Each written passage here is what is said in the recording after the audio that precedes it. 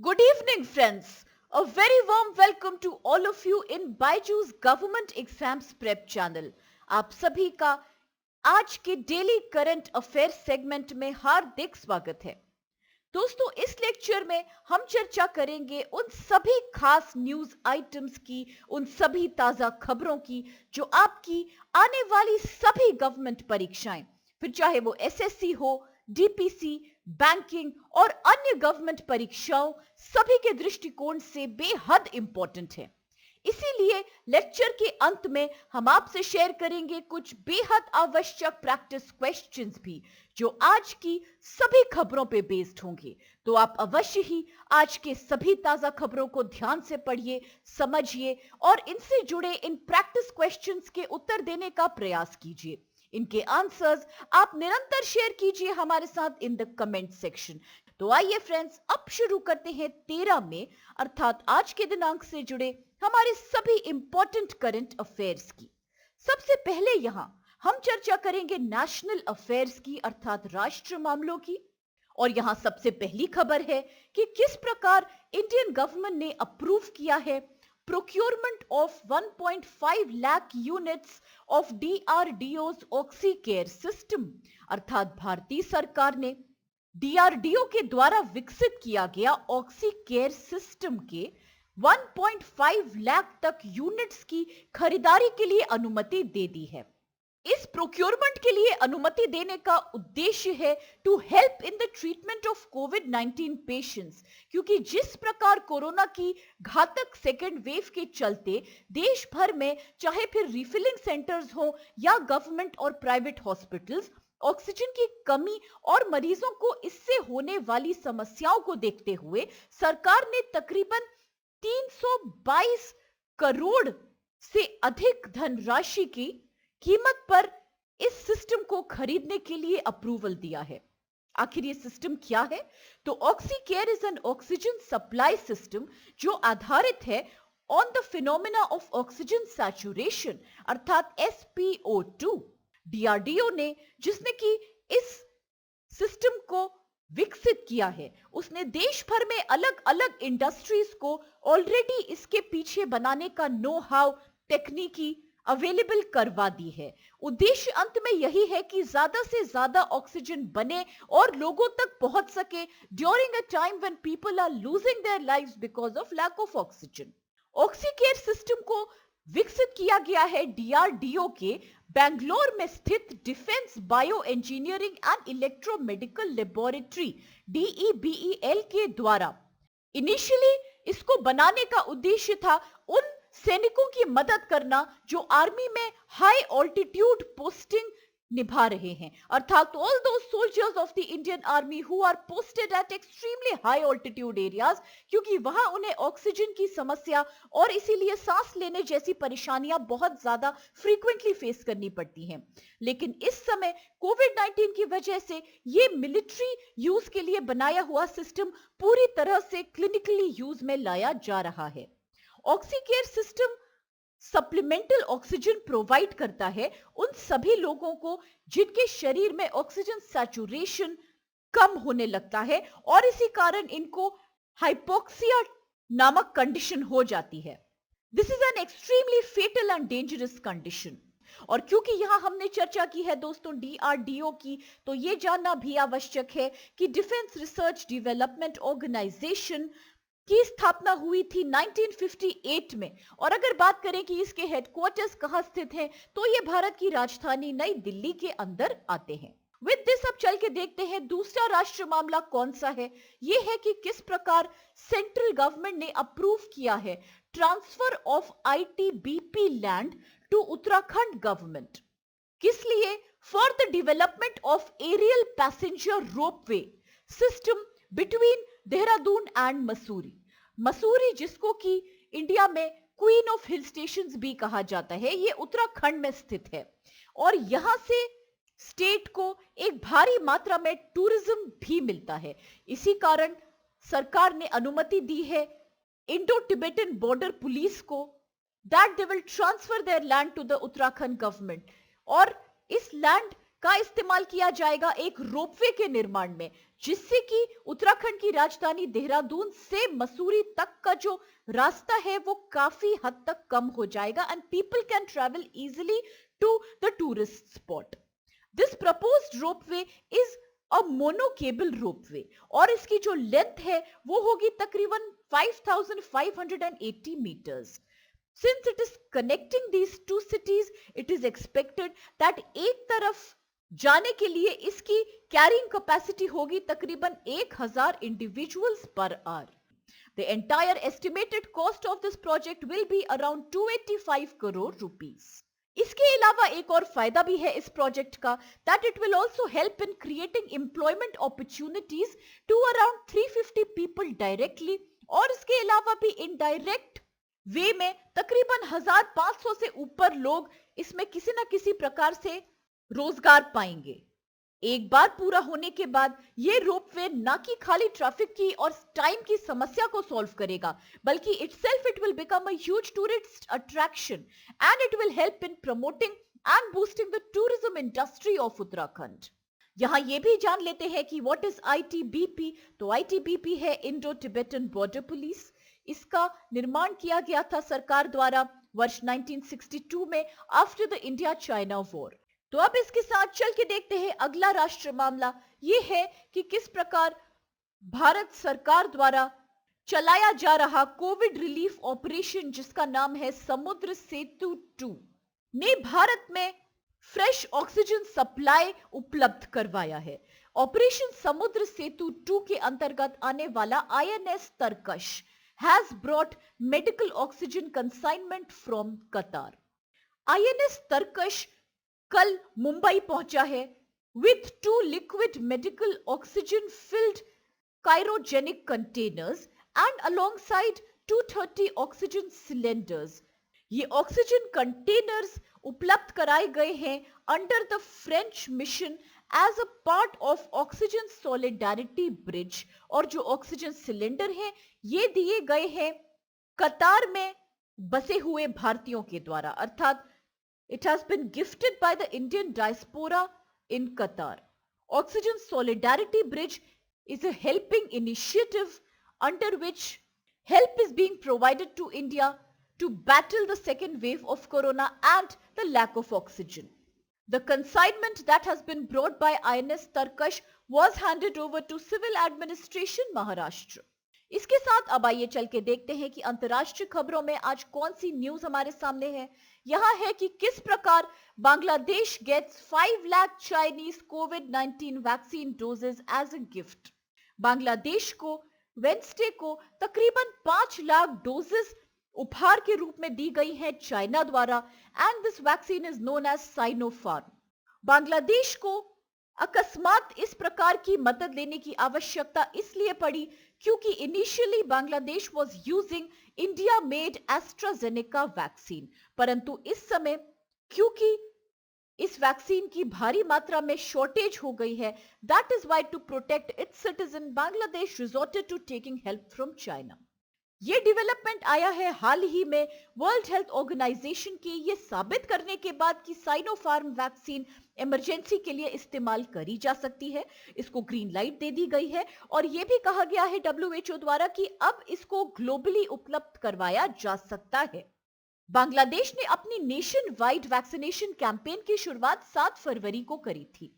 इसकी शुरुआत करी गई थी by providing people with Oxford AstraZeneca covid vaccine जिसका निर्माण भारत के सीरम इंस्टीट्यूट में होता है, परंतु इंडिया ने 3.2 million doses of vaccine Bangladesh को ऑलरेडी उपलब्ध करवाई थी एज अ गिफ्ट, लेकिन इसके बावजूद भी कोरोना के बढ़ते हुए वैक्सीन की शॉर्टेज हो गई है और इसी कारण now China is helping Bangladesh with this new stock of vaccine. ये डेवलपमेंट इसलिए भी कुछ विचित्र है क्योंकि हाल ही में the relations between China and Bangladesh were strained, क्योंकि चाइना ने बांग्लादेश को वार्निंग दी थी that if Bangladesh participates or joins the Quad alliance or any exercise related to Quad, then China and Bangladesh relationships will become spoiled. China ने quad को anti Beijing club कहते हुए बांग्लादेश को ये चेतावनी दी थी कि अगर बांग्लादेश ने जरा भी प्रो क्वाड इनिशिएटिव लिया या इंटरेस्ट दिखाया तो दोनों देशों के बीच विपक्षी संबंध बेहद रूप से खराब हो जाएंगे। अब यहाँ प्रश्न उठता है कि आखिर ये क्वाड क्या है। तो क्वाड के बारे में तो आपने सुना ही होगा कि इसकी शुरुआत करी गई थी वर्ष 2007 में, अर्थात 2007 में। It is basically quadrilateral security dialogue, जिसे शॉर्ट में हम क्वाड कहते हैं। और ये एक इनफॉर्मल ग्रुपिंग है, एक अनौपचारिक समूह है। किसका? 4 देशों का, India, Australia, US and Japan. इसके साथ अब चल के देखते हैं दोस्तों कि कौन सी पर्सनालिटीज अर्थात कौन से व्यक्तित्व आज राष्ट्रीय और अंतरराष्ट्रीय सुर्खियों में हैं। तो यहां सबसे पहला नाम आता है आर गौरी अम्मा का, जिनका हाल ही में निधन हो गया है। She was 102 years old and she was an experienced and very popular political leader from Kerala state. ये एक वेटरन कम्युनिस्ट लीडर थी और जनधिपात्या संरक्षणा समिति JSS की नेता थी। She has passed away in Thiruvananthapuram, which is the capital of Kerala.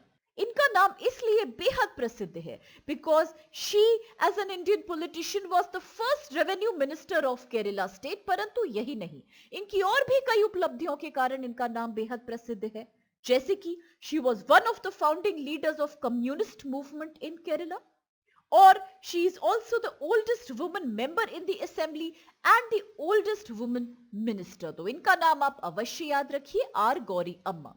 With this देखते हैं कौन सी दूसरी शख्सियत आज हमारे साथ खबरों में है। इनका नाम है Jose J Kattoor and he has been appointed by RBI अर्थात Reserve Bank of India as executive director. इसके पहले अर्थात एग्जीक्यूटिव डायरेक्टर ऑफ RBI के पद पे प्रमोट होने के पहले he was heading Bangalore regional office of the Reserve Bank of India as regional director for Karnataka। परंतु अब जबकि सेंट्रल बैंक के एग्जीक्यूटिव डायरेक्टर बन गए हैं, he will be undertaking many more responsibilities such as the human resource management department, corporate strategy, budget department and राजभाषा department. RBI तो आप जानते ही हैं भारत का सेंट्रल बैंक है, रिजर्व बैंक ऑफ इंडिया है, जिसके मुख्यालय मुंबई में स्थित है। तो अब आइए चल के देखते हैं कि बुक्स एंड अवार्ड सेगमेंट में क्या है हमारे साथ आज। तो यहाँ पे जिन व्यक्तित्व का नाम आपको याद रखना है उनका नाम है doctor Shakuntala Haraksingh Thilsted, because she has won the World food prize 2021 and given that she is from Indian descent, it is an indeed a very proud achievement। विश्व खाद्य पुरस्कार 2021 प्राप्त हुआ है डॉक्टर शकुंतला हड़क सिंह थिल्सेट को, who is a global nutrition expert from India. इनको यह prize दिया गया है इनकी ग्राउंड ब्रेकिंग रिसर्च के लिए in the field of developing holistic nutrition sensitive approach to aquaculture and food systems. ये डेनमार्क देश की निवासी है, जिसके बारे में हम सभी जानते हैं कि किस प्रकार ये एक स्कैंडिनेवियन देश है और इसकी कैपिटल कोपेनहेगन है। परंतु इनका जन्म हुआ था ट्रिनिडाड एंड टोबागो में। और अगर बात करें कि इन्होंने अपने करियर की शुरुआत किस प्रकार की, तो she began her career as the first and the only woman in the Ministry of Agriculture, Lands and Fisheries in the island of Tobago। तो इनका नाम और इनका संबंध कहां से है ये आप अवश्य याद रखिए। साथ में ये भी याद रखिए कि इन्हें मिला है world food prize 2021 and that she is a global nutritionist। अब क्योंकि हमने बात करी है वर्ल्ड फूड प्राइज की, तो ये भी अवश्य याद रखिए आप कि वर्ष 2020 अर्थात पिछले वर्ष भी ये पुरस्कार भारत के ही ओरिजिन वाले एक शख्स को मिला था, जिनका नाम था डॉक्टर रतन लाल। और अब इसके साथ चल के देखते हैं कि वित्त संबंधित मामलों में कौन से आज हमारे पास खबरें हैं। तो यहां खबर है कि the union cabinet has approved signing of a memorandum of association between ICAI and QFCA। ICAI is the Institute of Chartered Accountants of India और by QFCA we mean Qatar Financial Center Authority। तो ये जो MOU sign कराया गया है दोनों देशों के बीच, इसका उद्देश्य है दोनों ही के बीच कोऑपरेशन को बढ़ाना और अकाउंटिंग एज अ प्रोफेशन को स्ट्रेंथन करना। अपार्ट फ्रॉम दैट, कतार में एंटरप्रेन्योरशिप बेस को और ज्यादा मजबूत बनाना। इस मेमोरेंडम ऑफ एसोसिएशन से मदद मिलेगी to the Ministry of Corporate Affairs को, Institute of Chartered Accountants of India and Qatar को। इसके अलावा कतार फाइनेंशियल इंस्टीट्यूशंस एंड एंटरप्रेन्योर्स को भी। ICAI की अगर हम बात करते हैं तो कतार की राजधानी दोहा जो है, यहां पर ICAI का सबसे ज्यादा एक्टिव और सबसे ज्यादा पुराना चैप्टर एग्जिस्ट करता है, जिसकी स्थापना 1981 में ही हो गई थी। ये ICAI के टोटल 36 ओवरसीज चैप्टर्स में से सबसे पुराना चैप्टर है। यहां क्योंकि हमने बात की है ICAI की, तो ये भी आप एक क्विक फैक्ट याद रखिए कि इसको स्थापित किया गया था as a statutory body established by an act of the parliament of India in 1949। इसका उद्देश्य था to regulate the profession of chartered accountancy in India. और इसी के साथ अब चल के देखते हैं खेल समाचार। Serena Williams, who is an American tennis superstar, has lost her 1000th match to Argentinian tennis player Nadia Podoroska at Italian Open. Nadia Podoroska एक राइजिंग अर्जेंटीनियन स्टार हैं, जिन्होंने अपने करियर में कई बड़ी जीतें देखी हैं और इस बार इन्होंने 7-6 एंड 7-5 के स्कोर से second round of Italian open में वेडनेसडे को सेरेना विलियम्स को उनके 1000th टूर मैच में हरा दिया है। ये विक्ट्री नाडिया पोडोरोस्का के लिए बेहद खास है, क्योंकि this is her third time in 8 months when she has been able to defeat one of the top 10 players across the world। तो इसके साथ अब चल के देखते हैं कि आज कौन सा महत्वपूर्ण दिवस होता है, कौन सा इंपॉर्टेंट डे है। तो आप याद रखिए कि आज ही के दिन वर्ष 1952 में राज्यसभा अर्थात upper house of the Indian parliament की पहली बैठक हुई थी। Rajya Sabha, which is the upper house of the Indian Parliament, had its first meeting held on 13th May 1952। ये तो हम सभी जानते हैं कि भारत में बाइकैमरल लेजिस्लेचर है, जिसके अंतर्गत एक राज्यसभा और एक लोअर हाउस, जिसे कि हाउस ऑफ पीपल भी कहते हैं, लोकसभा मौजूद है। तो अभी हम बात कर रहे हैं अपर हाउस राज्यसभा की, और पहले इसे बुलाया जाता था काउंसिल ऑफ स्टेट्स। इस नाम को परिवर्तित करके राज्यसभा बनाया गया था 23 अगस्त 1954 में। सबसे पहले चेयरमैन की अगर बात करें राज्यसभा के, तो ये थे doctor S Radhakrishnan, who by the virtue of being vice president of India became the ex officio chairman of Rajya Sabha, क्योंकि भारत के वाइस प्रेसिडेंट हमेशा ही होते हैं ex officio chairman of Rajya Sabha. यहां यह भी याद रखिए कि जो भारत के कॉन्स्टिट्यूशन का आर्टिकल 80 है, अर्थात 80th article, it deals with the composition and structure of Rajya Sabha. कई फैक्ट्स के बारे में यह बताता है कि किस प्रकार आधुनिक समय में राज्यसभा में 250 सदस्य होते हैं, जिनमें से 12 प्रेसिडेंट के द्वारा नॉमिनेट किए जाते हैं, और ये सभी मेंबर्स 6 साल के लिए नियुक्त किए जाते हैं। Besides 1/3 of Rajya Sabha members retire every 2 years, और इसकी सदस्यता के लिए minimum age should be 30 years of an Indian citizen. तो ये छोटे बड़े फैक्ट्स आप अवश्य याद रखिए राज्यसभा के संदर्भ में। विद दिस अब चल के देखते हैं कि आज कौन से इंपॉर्टेंट फैक्ट्स की चर्चा हम करने वाले हैं। तो आज हम बात करेंगे वेरियस इंडियन स्टेट्स के कौन से स्टेट एनिमल्स हैं इसके ऊपर। लेकिन शुरू करने से पहले ये जानते तो हम सभी हैं और याद दिलाना भी जरूरी है कि भारत का राष्ट्र पशु अर्थात नेशनल एनिमल है the magnificent tiger Panthera tigris, जिसे कि द टाइगर भी हम कहते हैं। The royal Bengal tiger became the national animal of India in 1973। और अब अगर बात करें भारतीय राज्यों की, तो सबसे पहले आंध्र प्रदेश की बात करते हैं। यहां का स्टेट एनिमल है ब्लैक बक। ये भारत का 7वां सबसे बड़ा राज्य है और इसका स्टेट एनिमल ब्लैक बक आप अवश्य याद रखिए। अब हम बात करते हैं असम की, जो कि नॉर्थ ईस्ट में स्थित इंडियन स्टेट है, और यहां का जो स्टेट एनिमल है वो है वन हॉर्न राइनोसरस। ये तो आपने सुना ही होगा कि ये एक बहुत ज्यादा वल्नरेबल स्पीशीज है जो कि एक्सटिंक्शन की वर्ज पे है और इसी कारण असम में स्थित काजीरंगा नेशनल पार्क का उद्देश्य है इसका संरक्षण और इसका बचाव करना। अब अगर हम बात करें गोवा की, जो कि भारत का सबसे छोटा स्टेट है और इसकी कैपिटल पानाजी है, तो यहाँ का स्टेट एनिमल है गौर। फिर बात करते हैं गुजरात की। गुजरात जो कि गिर नेशनल पार्क के लिए बेहद प्रसिद्ध है, तो यहाँ का स्टेट एनिमल है एशियाटिक लायन, क्योंकि गिर में भी आपको लायन की असंख्य पॉपुलेशन देखने को मिलेगी। बात अगर कर्नाटका की करें तो the state animal of Karnataka is the magnificent elephant. यहां पाए जाते हैं प्रसिद्ध एशियन एलिफेंट जिन्हें एशियाटिक एलिफेंट भी कहा जाता है। अगर बात करें साइंटिफिक नेम की तो इनका साइंटिफिक नेम होता है एलिफास मैक्सिमस। अब चलते हैं तमिलनाडु के बारे में चर्चा करने, और तमिलनाडु जिसकी राजधानी चेन्नई है, तो यहां का स्टेट पशु है Nilgiri tahr. And if you talk about Punjab then the state animal is again black buck. और अगर बात करें उड़ीसा की तो उड़ीसा का स्टेट एनिमल भी एलिफेंट ही है, just like Karnataka.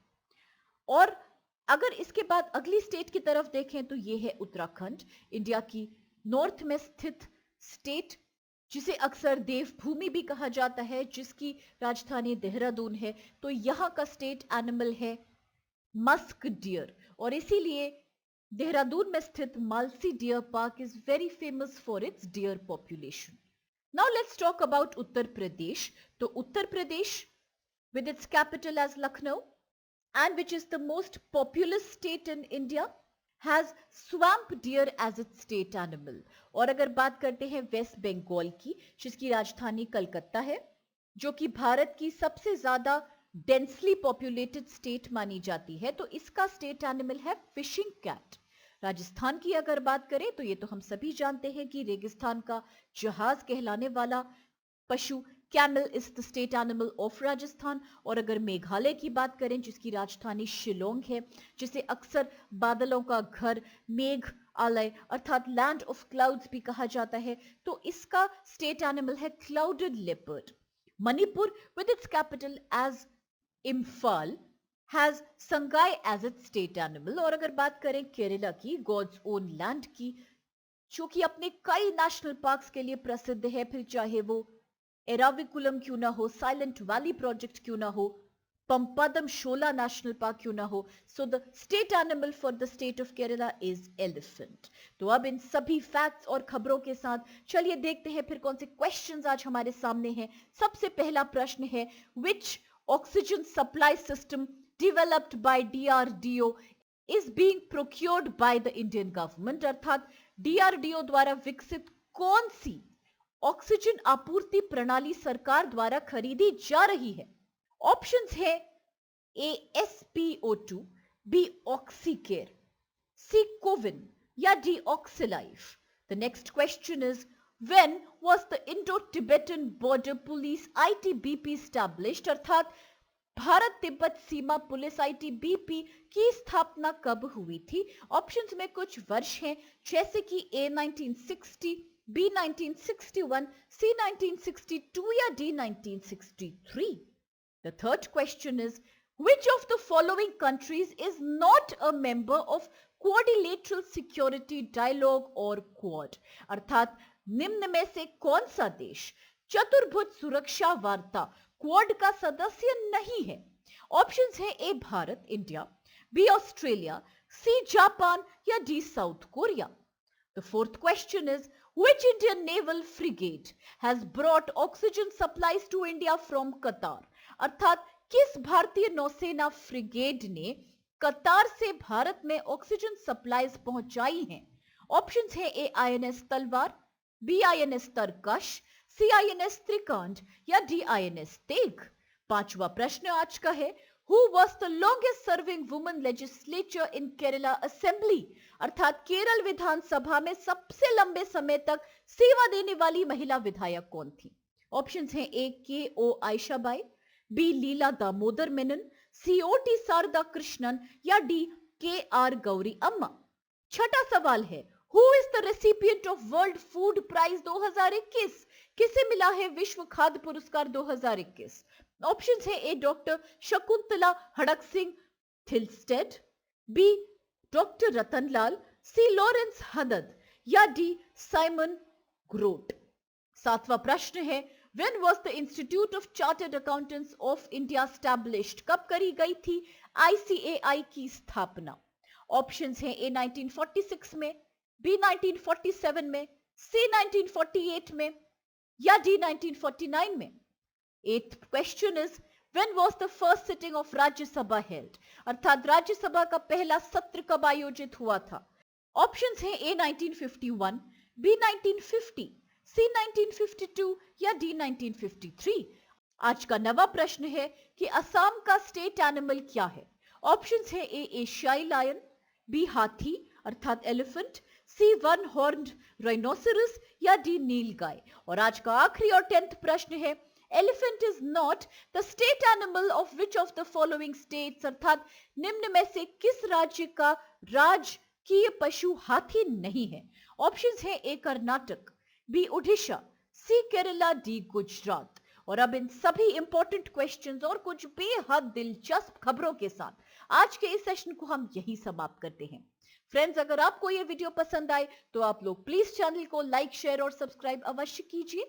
With this have a great day, stay safe and thank you so much to all of you.